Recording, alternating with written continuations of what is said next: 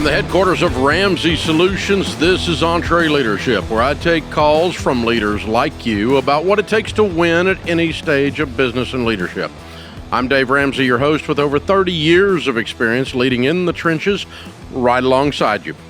If you've got a question you want to ask on the show, fill out the form on EntreLeadership.com/ask or call and leave a voicemail at 844-944-1070. I am Dave Ramsey, and I'm glad you're here. Thank you for joining us, guys. We appreciate you. Again, the phone number, if you want to be part of this, is 844-944-1070. Henry is with us in Madison, Wisconsin. Hi, Henry. How are you? Hi there. I'm great. How are you? Thanks for taking my call. Sure, man. How can I help? Hey, so I'm the owner of two companies since 2017. And one is a construction, one is a roofing company. Started the second one in 2019, actually. And grew exponentially over the years. And finally, last year, started the construction of a brand new facility and warehouse, which has always been my dream. However, we went way over budget because it's in town and just a lot of unknowns at that time. So right now we're in the building and it's fantastic. It's amazing. However, I have been a follower of you for a while, and 2 years ago, I was debt-free as a company and personally. But today, because of the new building that is beautiful, we have $1.5 million of debt for this new building. Our revenue last year combined with the two companies was right around $3 million. So my question to you, I know what you teach, but what does Dave Ramsey do in my situation? Well, I mean, we have to say out loud that Dave Ramsey's not going to get in your situation, and you knew better, okay? And then we'll answer your question, but we can't just leave that hanging out there. So what's the profit on your $3 million? The profit is roughly 30%. So $900K?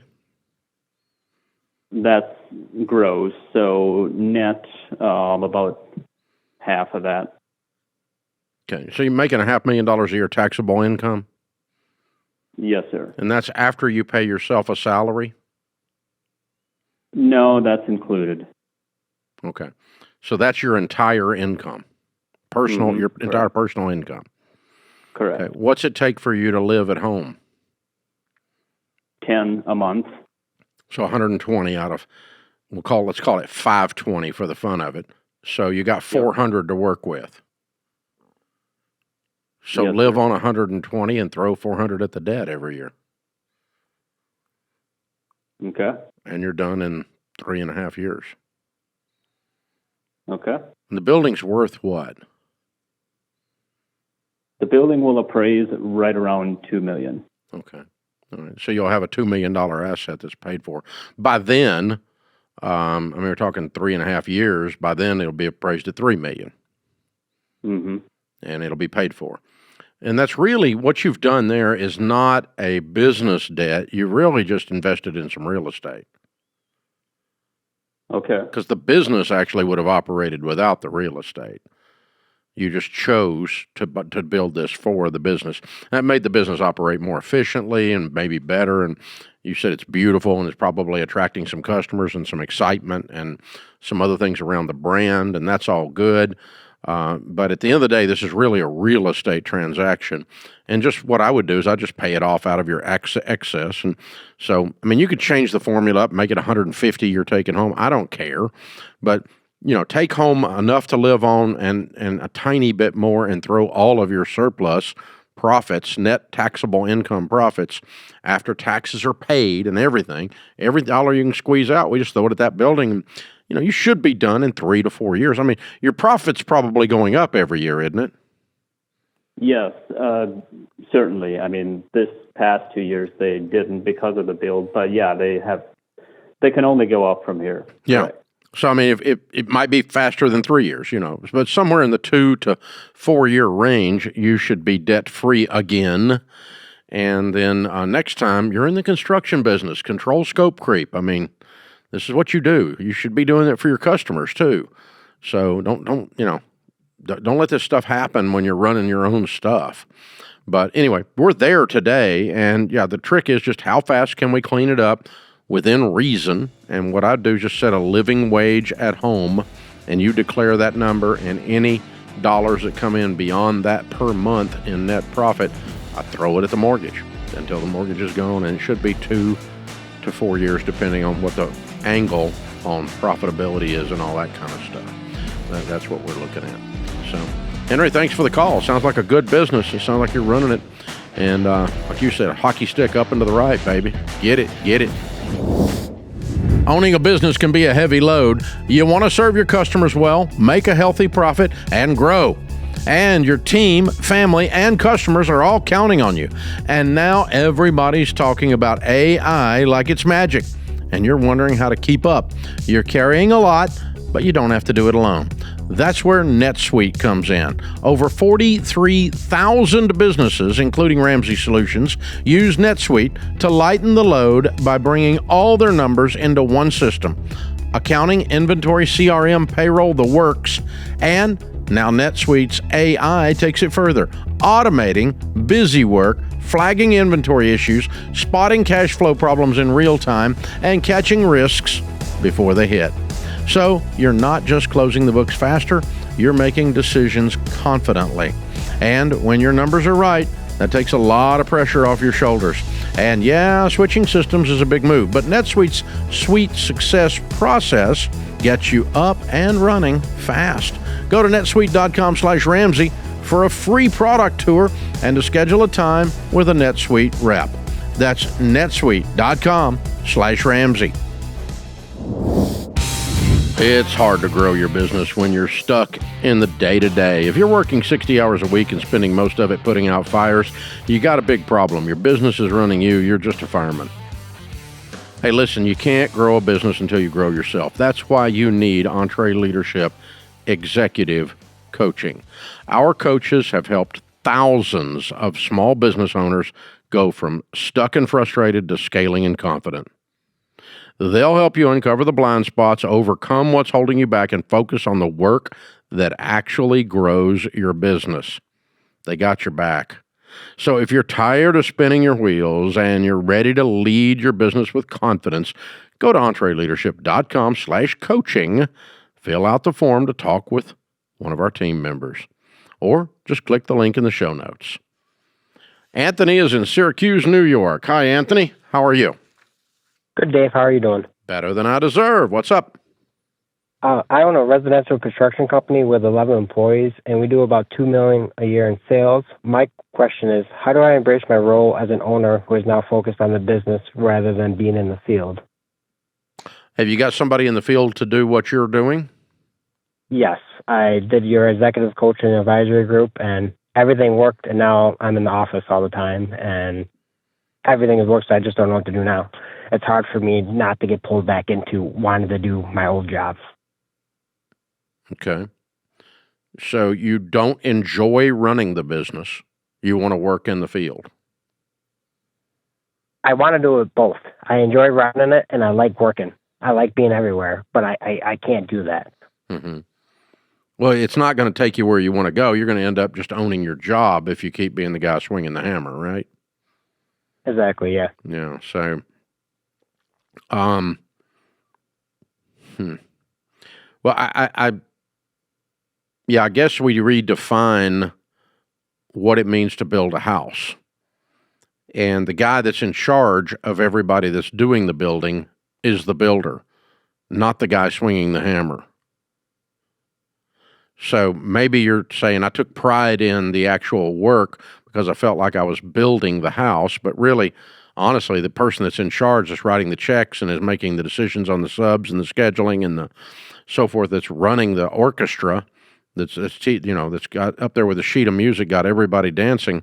That's the builder, and that's you. So it may be just a matter of what you are taking pride in.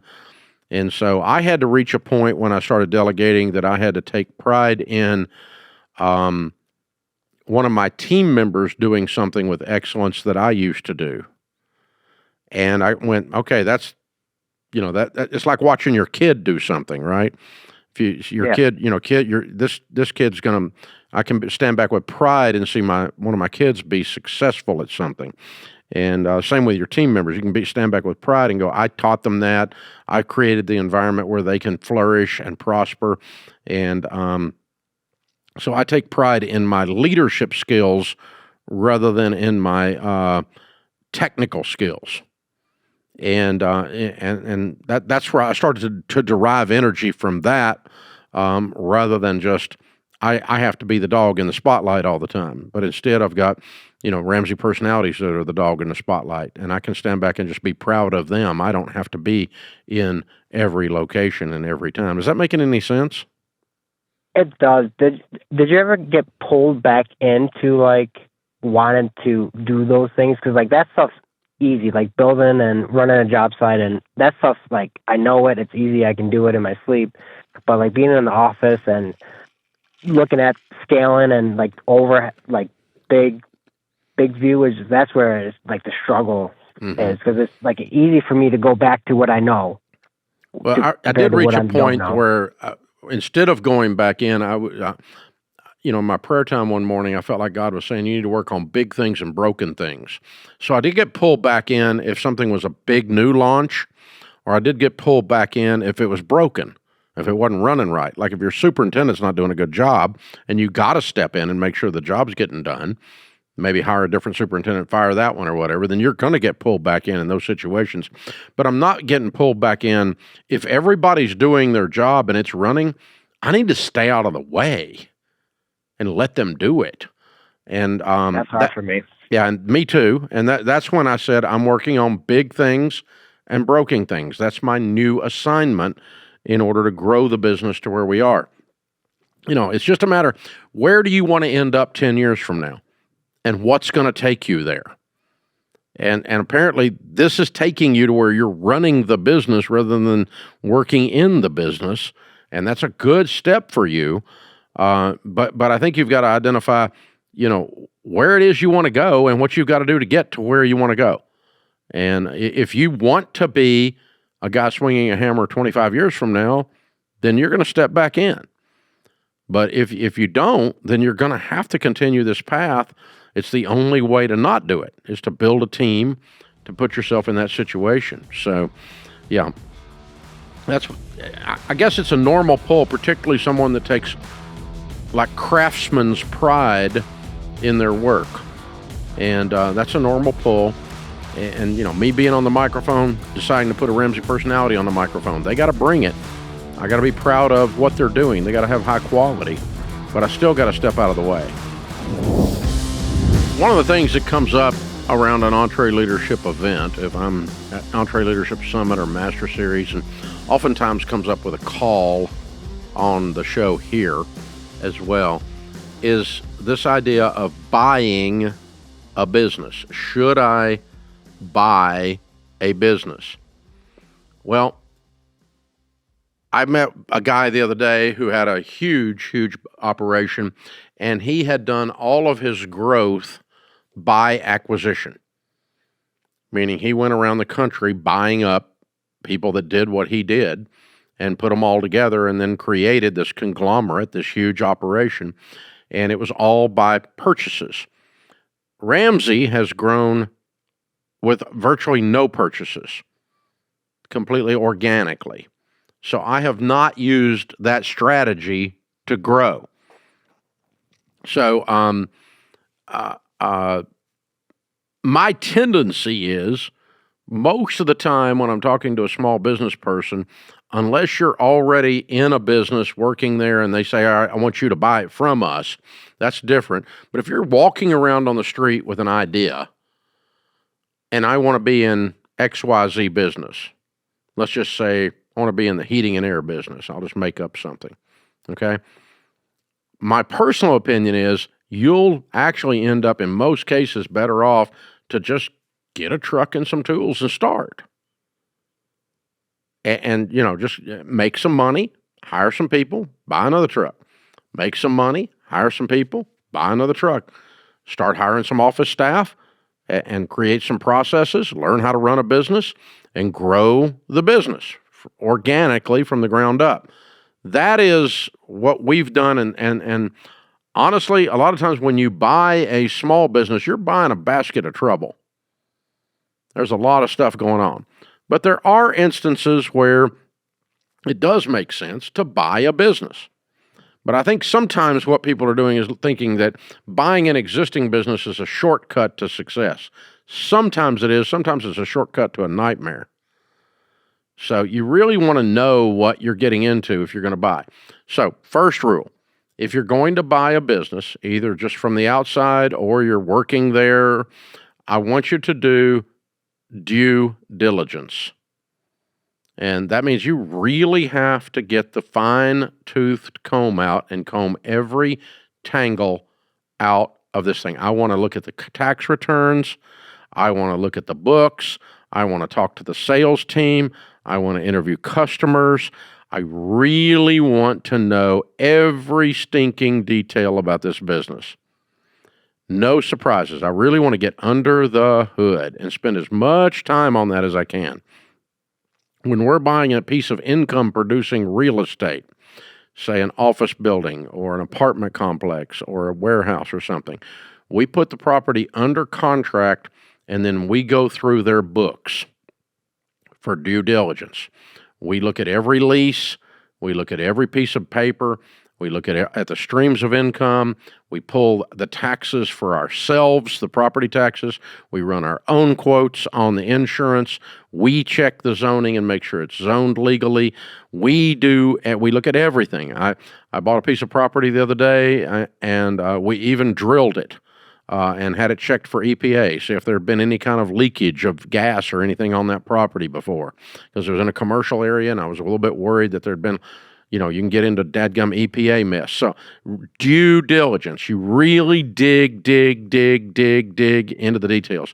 On that last piece of property we bought, we took 6 months digging through the details before we closed on it. So take your time and go deep on the due diligence. Most people are lazy about that. And the current owner doesn't want you to see all their junk under the hood, but don't buy it if you can't get under the hood. Don't buy it if you can't do due diligence. Now, once you get to that point, you need to pay cash for a business. You don't need to be going $250,000 in debt to buy a sub shop, a pizza parlor, a heat and air company, and you got this lien on your house, and you got this anchor around your neck, and you're trying to go swimming. So you save up and pay cash for whatever it is you're buying, which again leads us back to starting it from the ground up, possibly because you don't have the money. But if you're sitting on that kind of cash, you say, I'm actually going to buy this business, I've done my due diligence, then there are 3 different methods to put a valuation on a business. One is a gross revenue multiplier. Now, a gross revenue multiplier would be in an industry where it's very standard that X times 10 times gross or 15 times gross or 5 times gross is the valuation, because the operations of that industry that you're in are so standardized that when you've got that gross, it automatically means a Y amount of profit. X gross means Y profit. And so you don't have to think about if it's there or not. So for instance, I've been in the broadcast world, and in the old days, a lot of radio stations were being gobbled up and bought by corporate.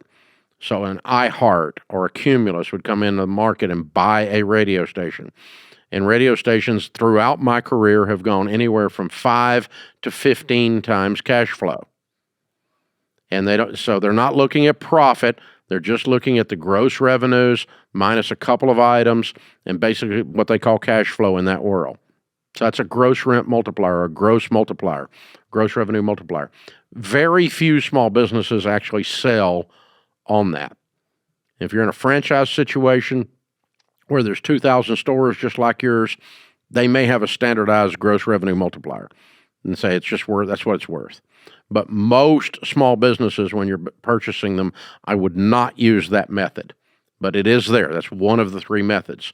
The second method is book value. And book value is if you close it and collect all the receivables and pay the payables, sell off the inventory, and sell off the equipment, what is that pile of money? So I was talking to a guy the other day, the equipment was worth $1 million or $1.5 million. And so the book value on that business was at least $1.5 million just because he had that much in equipment. And so, because if you just bought it and sold the equipment, you'd have $1.5 million. So if you bought it for more than that, you'd lose money on the transaction. If you bought it for less than that, you'd make money on the transaction. So in receivables, obviously, that's the collectible receivables. That's companies that owe that business money. And then payables, you got to pay the expenses and net it out. And so what cash do I have in the checking account after I pay my bills and receive all my outstanding invoices? And then I sell off the equipment and I sell off the inventory. What have I got? I was talking to some friends the other day that are winding down, and they looked at selling their business and they figured out that their inventory and their locations were so valuable that they were more valuable if they just closed them. So they're setting up a 2-year going out of business strategy, and they've got several stores, so they're going to put some of them out of business the first year, some of them out of business the second year, and at the end of it, they'll end up with a bunch of paid-for real estate and have cashed out all the inventory and all the receivables, and they'll go home with a pile of money. That's their strategy to get out because they can get more for the business on book value than any other way by cashing out the inventory, cashing out the equipment, and cashing out the cash. That's your book value. Now, if you're buying a business for book value, you're really not buying anything as far as the business goes. You're just buying a bunch of stuff because the business is not really making anything.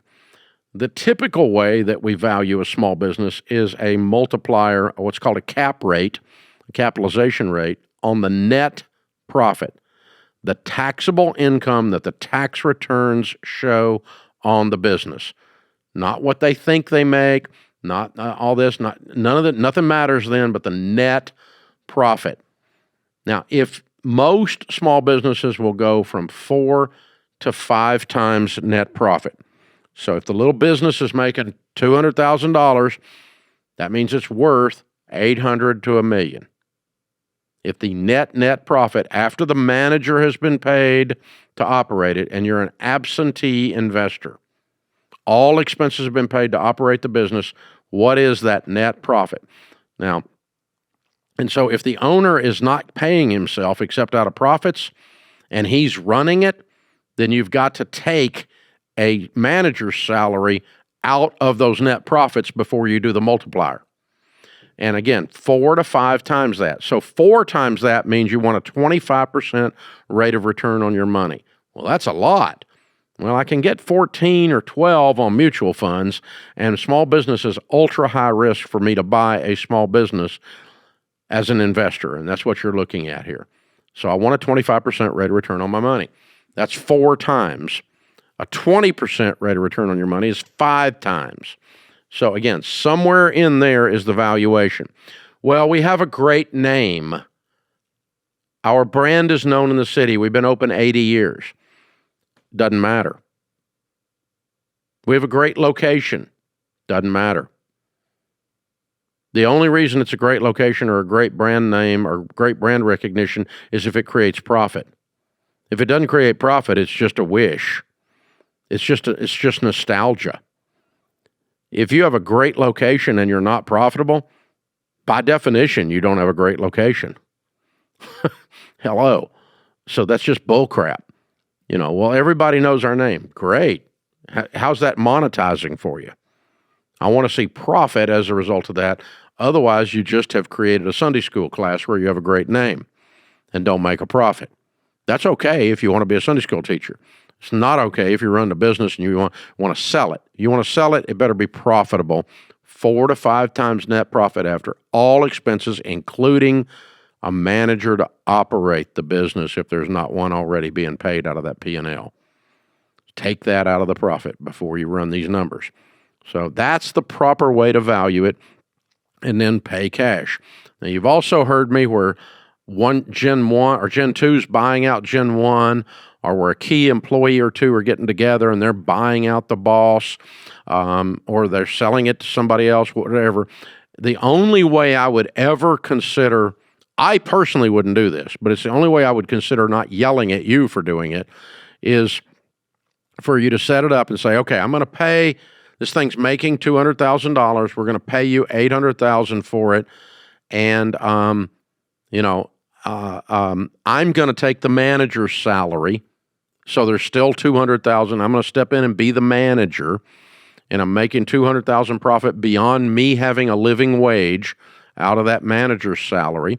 So if you're already working there, you just keep your existing salary and it's coming out, but you still have a net profit of $200K, still have a sale price of, say, $800K. Then you say, I'm going to give you 90% or 80% of the net profits until we reach 800. Then if there's lower net profits because COVID hits, you're not bankrupted by this transaction because they get 90% of the net profits. So if net profits are 100 instead of 200, it's 90% of that. And if net profits are 500, it's 90% of that, and you pay the 800 off even faster. So hopefully it goes that way, that your net profits are ever increasing, and so the amount going towards the 800, and when we get to 800, we're at full stop. We're paid, and we're done. But you get a percentage of profits until we get to the number.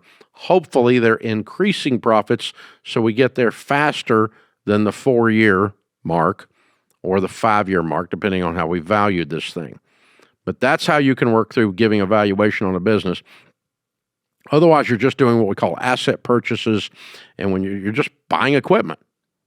And because the equipment is not producing more value in profits than the actual cost of the equipment, which means the business is failing, by the way. So if you've got $1 million in equipment and the business is only worth $800,000, that means you've bought stuff that isn't producing a rate of return. There's no ROI on it. So this transaction sucked. So now you sell the equipment off, and that's a better deal than trying to sell the lack of profit that you have. But you don't get both. You get either book value, or you get a multiple of profits, or you get a multiple of gross revs. One of the three. You don't get to double up and go, oh, well, we're going to get this and this. Now, the last piece of this is a lot of small businesses have wrapped into them a real estate deal. Separate the real estate deal out. Buy the business for what the business is, and then have the option of buying the real estate and rent the real estate back from the current owner. So we're going to it's a restaurant and we own the building. Okay, we're going to buy the restaurant and rent the building. Separate the real estate out with an option to buy the building later. We might want to move the restaurant out of the building. We might want to move the construction business out of this building. We might it may not be a good location after all. Or it might be fabulous, and then you can buy it later once you've gotten the business itself paid off. Then you can go do the real estate transaction with the option on it. But you don't have to wrap them together. As a matter of fact, it's not healthy mathematically to wrap them together. You can get yourself in a pinch and really get screwed up on where the value is in this deal. And I've had people say, well, I'm getting the real estate, and the real estate's worth X. Well, you just did a real estate deal. You didn't do a business deal. You're not buying a business. You're buying dirt and mortar. So don't get confused about what you're working on here. Okay, are you trying to buy what we call a going concern, a business that's profitable, that makes money, or are we trying to buy a piece of real estate? And if you get the two convoluted, you're going to screw up your numbers and your analysis on this and create a serious mess for you. So there's a little diatribe on buying a business, something to think about, a couple of things for you to put in your pipe and smoke. Guys, if you want to help us out, please consider following and subscribing, sharing the show, leaving us a nice 5-star review. Cut the link out, send it to somebody, say, hey, listen to this show. You're our best marketing. Tell people we're here. Please, we need your help. Tell them we exist. And you have been doing that. Thank you. Our numbers are way up on this show, and we greatly, greatly appreciate you. Thank you for hanging out with us. Jake is in Mexico. Hi, Jake. How are you? Hi, Dave. I'm doing well. How about yourself? Better than I deserve. How can I help? All right. So I co-run a family business with my dad and my uncle. We run a chain of gas stations. I am a general manager here, and we have about 40 employees. We do about $21 million in sales per year, and we started this company about 12 years ago with about $1 million in debt and $1 million in assets. So technically a $0 net worth. Today, we are at $2.6 million in debt and $5.5 million in assets, which would be about $2.9 million in net worth. But my concern is our net worth is only growing when we add more debt to it. And my dad says borrowing is how we grew, but I believe we'll never become debt-free if we keep this pattern. I love my dad and I respect what he has accomplished, but I just disagree with his methods. How do I lead up and convince him that continuing to borrow isn't wise? Well, he's never had the marketplace smack him across the head for doing this. So he's probably not going to be convinced by you. Because so far, debt has caused him to win as far as he's concerned. So I don't know that you or I could convince him to not do this. I think he's going to do it because it's the only thing he's ever known. The only part of the only thing you could bring to discuss, and you can do this, but I truly don't know that you're going to get a lot of headway. Is okay. Sometimes when I look at a strategy inside of our company, I say, okay, what happens if we 100x this? They're like, what? I'm like, okay. If this is so dadgum brilliant, are we going to like it when we have 100 more of these? And let's just take your thing. You got $2.9 million in debt, right? 2.6 million in debt, 2.9 net worth. Yeah. And I got to tell you that even your dad, if we said, okay, let's go 30 million in debt instead of 3 million. And we'll have 50 million in assets instead of 5 million. If that doesn't cause his stomach to come up in his throat, there's something wrong with the man. Well, I've been listening to you for a while, and I used that example on him, but it didn't make his stomach come up to his throat yet. So. Yeah. Okay. He's destined to have the crap smacked out of him by the market. I can't stop it. Because here's the thing, debt equals risk. More debt equals more risk. Period. Mm-hmm.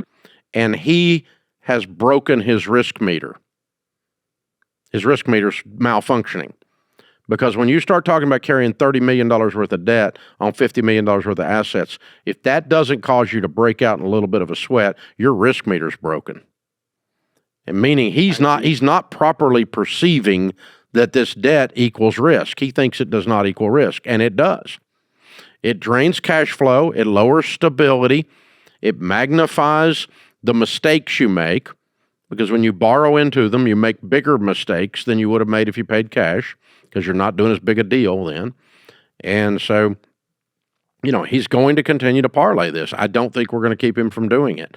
I wish we could, but until someone understands that debt equals risk, they play with it like playing with a snake because they don't think the snake's actually going to kill them.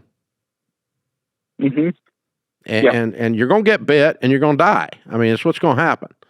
But you keep screwing around with snakes because you don't think they bite and they're kind of cute and we're going to mess with them. But then you get, no, I don't do that.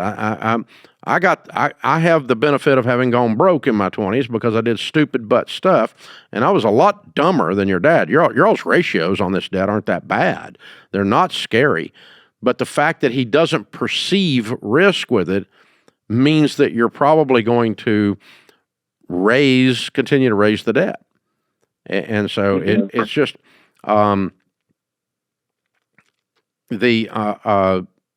you destabilize the future growth, and you destabilize the sustainability, whether or not the company is going to be able to be here 20, 30, 40 years from now.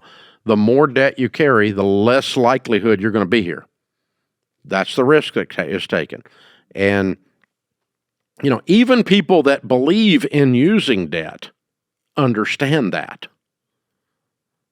So, for instance, in finance class, when I was taking basic undergrad level finance class, we're running case studies on publicly traded companies. Now, when publicly traded companies take on debt, they can take on bank debt, but they can also issue bonds, and that's debt. And we were taught when we're analyzing the stock price of a publicly traded company that if they're carrying too much bank debt or too much bond debt, that we lowered the valuation on the stock price. Why? Because the bond debt and the bank debt represents risk. And so we devalued the company because they were taking on risk. We're taught that in a basic analysis and undergraduate finance class. So, when you're running case studies and learning how to crunch the numbers on your PE ratios and all that stuff. So, all that to say that even sophisticated people that believe in debt, that think Dave Ramsey's a troglodyte, that even they say debt equals risk, and more debt equals more risk, and enough debt, if you're too heavily debt laden, devalues the company because that risk is going to come to roost on you, and you're going to lose at some point. You're going to get your head taken off. So that's again, your question was, how do I lead up? And I don't have a method to convince someone. My grandmother used to say, I can teach somebody something and then they can decide. That's the only thing I can do. My grandmother used to say, those convinced against their will are of the same opinion still. So even if I sat down with your dad and explained all that, he's going to look at me like, yeah, but it's always worked for me and I'm not going to stop doing it. So I don't think you're going to keep him from doing it. The only thing that happens is that someday when it comes around and you're the one in charge, then you can try to reverse the trend and start using some of the profits to clear the debts, which will add to your profitability and add to your sustainability and lower the risk of the operations and add more peace to the deal. But, it just, another example, I'll throw one more in and then I'll quit. So before I went broke in the real estate business, I was in a real estate investors club. And a lot of those guys were doing nothing down real estate, and they were buying real estate with high leverage. I was too. That's how I went broke. And the interesting thing was there were several people in there that had generated $1 million net worth and that owned a lot of properties. They were buying houses primarily. And I was buying houses, and I was doing renovations and fixes and flips, and I was holding some of it. So I had $1 million net worth, was 25 years old. It's 1985. It was that long ago. So here's what's interesting. I went broke using those methods.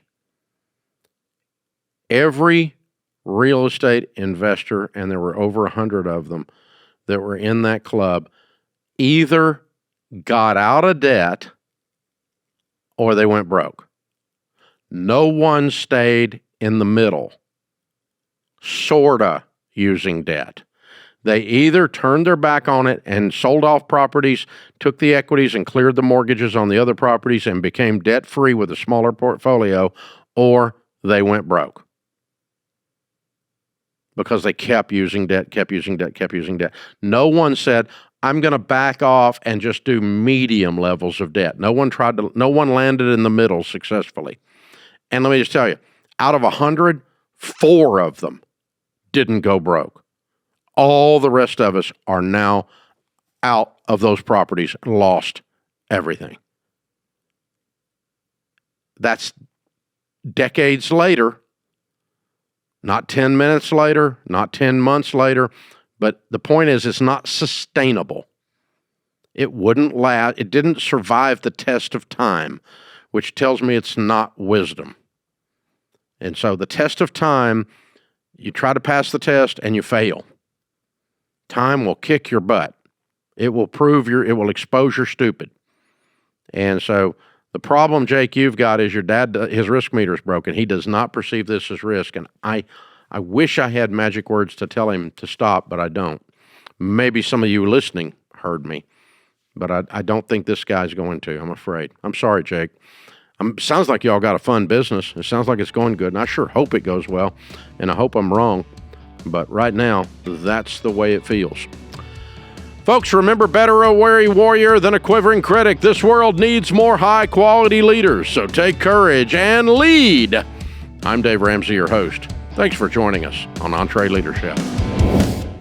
If you're a business owner who's been grinding it out and rarely gets time to step back and think clearly, I want to tell you about something special. The Live Like No One Else Cruise is a 7-day experience in the Western Caribbean with me and the Ramsey team. This isn't just a vacation. It's an intentional time away to reset your perspective and celebrate the progress you've made financially and professionally. And in 2027, we're bringing EntreLeadership at Sea back. That includes special EntreLeadership breakout sessions you can sign up for, designed specifically for business owners and leaders. You'll get practical teaching, real Q&A, and focused time to think through your business with people who understand what you're carrying. Space is limited. Learn more at RamseySolutions.com/events or click the link in the show notes.